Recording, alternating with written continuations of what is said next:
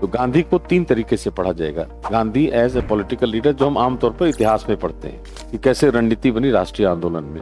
Gandhi as ए महात्मा के एक human value के हिसाब से कैसे हम उनसे क्या सीख सकते हैं, उनके व्यक्तित्व से क्या सीख सकते हैं। और तीसरा कि गांधी एज ए फिलोसोफर, तो उनके दर्शन में नैतिक दृष्टि कहाँ है, जैसे उनका नैसर्गिक न्याय के प्रति उनकी भावना कहाँ दिखती है हमें। वहां दिखती है when he talks about equality.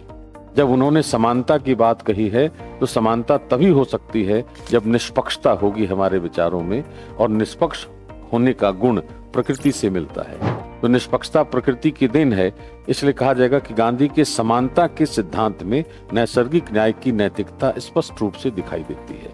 ठीक उसी तरह अगर हम सत्य की बात करेंगे तो सत्य एक ऐसा गुण है गांधी का जिसमें उन्होंने सत्य को सर्वशक्तिमान बनाया है और सत्यवादी होकर अहिंसक होने की भावना विकसित की है।